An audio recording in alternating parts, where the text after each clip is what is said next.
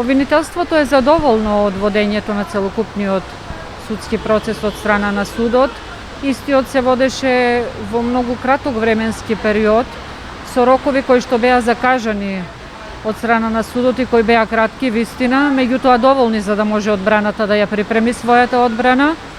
Имено и обвинителството во краток временски период ја заврши истрагата од моментот на добивање на овој предмет на надлежност кој што беше доставен од страна на Основното јавно обвинителство Скопје и отварање и донесување на наредбата за истражна постапка беше период околу 60 на дена кога обвинителството подигна обвинителен акт до Основниот суд Скопје 1.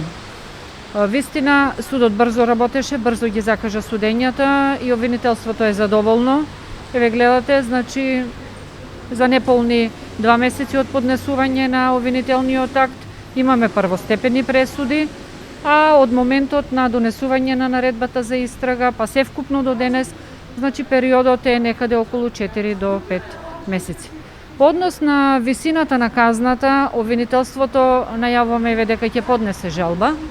Иако законодавецот предвидел високи казни за овие кривични дела и од страна на судот вистина беа изречени високи казни затвор и како спрема едната обвинета во висина од 15 години казна затвор и денес изречената единствена казна затвор од 18 години. Меѓутоа обвинителството ќе поднесе жалба и на овие високи одредени казни затвор од повеќе причини. Една од причините е што дејствата кои што обвинетите ги имаат превземено спрема оштетените 2 деца жртви се дејствија кои што ќе остават влијание врз целокупниот живот. Севкупен аспект ќе имаме на влијание врз животот на овие деца, тргнувајќи од менталното здравје на овие деца, сегментите кои што се однесуваат на создавање на слика за самите себе и градење на собствена личност врз основа на таа слика. Обвинителството и во завршен збор, па и во жалбата, ќе се повика на Конвенцијата за заштита на правата на децата.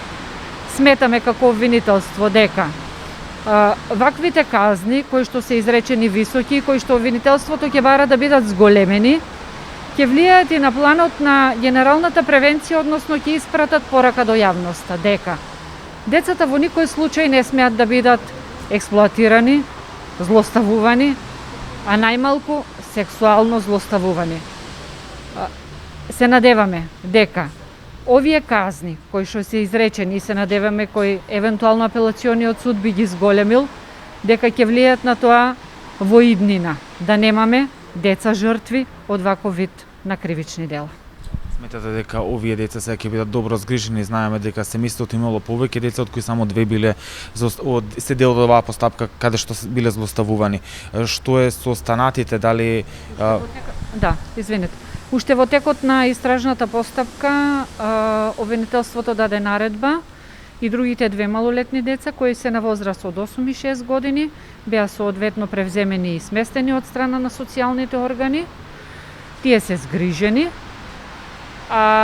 Исто така и едното дете кое што е жртва, меѓутоа другото дете кое што е жртва во меѓувреме наполни 18 години и соодветно на тоа тој не може да биде сместен во згрижувачко семејство или било во која социјална установа. Меѓутоа обвинителството побара мерки на заштита како жртва на деликти од половата слобода и тој ќе ги користи сите овие процесна заштита која што ја имаме спрема овој и на советување, па и на надомесна штета, така што по однос на овие 2 деца, па и на другите деца од оваа семејство се превземени сите мерки за соодветно згрижување.